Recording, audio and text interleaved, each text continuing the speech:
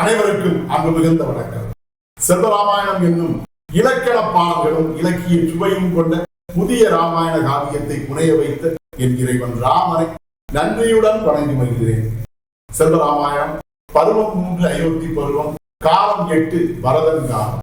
பரதனுடைய உள்ளம் அறியாமல் நீங்கள் பேசியது பிழையானது என்று பரதனுக்கு ஆதரவு தந்த சத்ருக்கன்.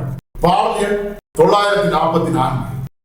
ஈரம் உள்ள நெஞ்சுடையீர், இணையில்லா பெருந்தகையீர், தீர ஆய்ந்தே முடிவெடுக்கும் தெய்வீக நெறியுடையீர், ஆரமெனும் நறுமணம் என் அண்ணன் உள்ளம் அறியீரோ, கோலம் இதே செய்வீர் பின் குற்றமில்லா அறம் ஒன்றே. இதுவே 944வது பாடல். இந்த பாடலுக்கான விளக்கத்தை காண்போம்.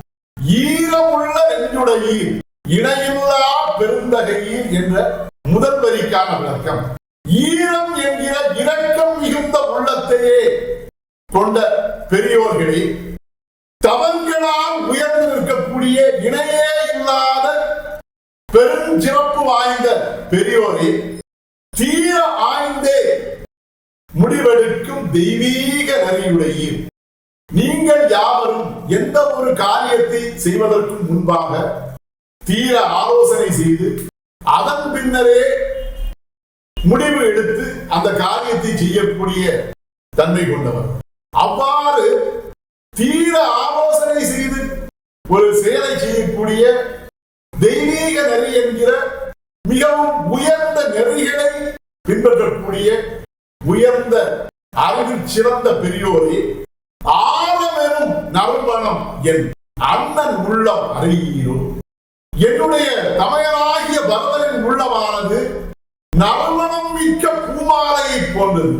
அவ்வாறு நறுமணம் மிக்க பூமாலை போன்ற என்னுடைய அண்ணனாகிய பரதனின் உள்ளம் திகழ்கிறது என்று நீங்கள் அதை எண்ணி பார்க்காமல், அவருடைய உள்ளத்திலே என்ன இருக்கிறது என்பதை நீங்கள் அறிந்து கொள்ளாமல், நீங்கள் பேசிய வார்த்தைகள் குற்றமானது, தவறானது.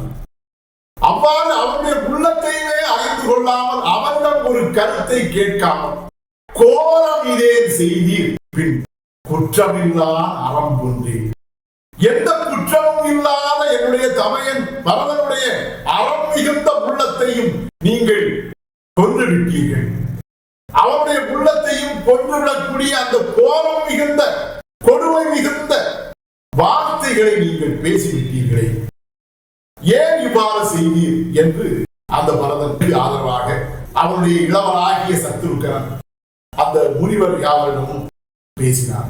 இதுவே 944வது பாடலுக்கான விளக்கம். செல்வராமாயணத்தின் 945வது பாடல் மற்றும் அதன் விளக்கம் ஆகியவற்றை அடுத்த பகுதியில் காண்போம். இறையருளால் அடியேன் இயற்றிய நல்லதோர் இலக்கியத்தையே செல்வராமாயண காவியமாக உங்களிடம் தொடர்ந்து வழங்கி வருகிறேன். உங்கள் அன்பையும் ஆதரவையும் தொடர்ந்து தந்து இந்த புதிய ராமாயண காவியத்தை அனைவரிடத்திலும் கொண்டு சேர்க்குமாறு உங்களை அன்போடு கேட்டுக்கொள்கிறேன். அனைவருக்கும் நன்றி, வணக்கம்.